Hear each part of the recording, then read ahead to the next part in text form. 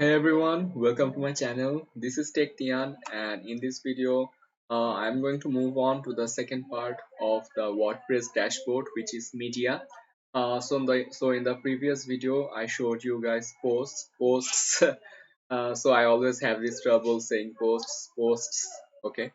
So in the media tab, you get two things. One is the library and the other one is add new. So in the library you get to see all the pictures or media or files that you have uploaded. So currently we do not have any media items here.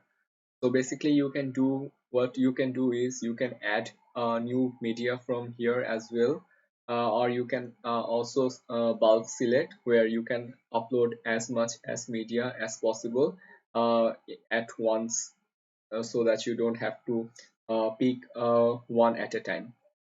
So another thing you can do is you can click on this add new, and this will pop up this section which will you see uh, to upload new media drop files to upload. So you can see here the maximum upload size file size is 2 megabyte, and if you are using the multi-file uploader, then you can use the browser uploader instead as well. So you can basically drop files here in order to upload them in your WordPress website.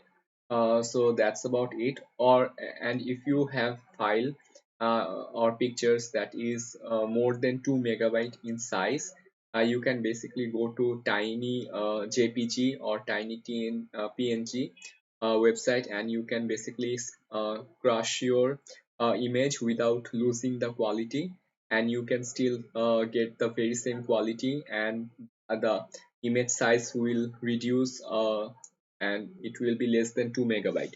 So that's the solution when you have a big size image and you don't want to hamper the quality and you want to deal that on your own. So yeah, that's about it in this video. I'll be seeing you guys in my next video.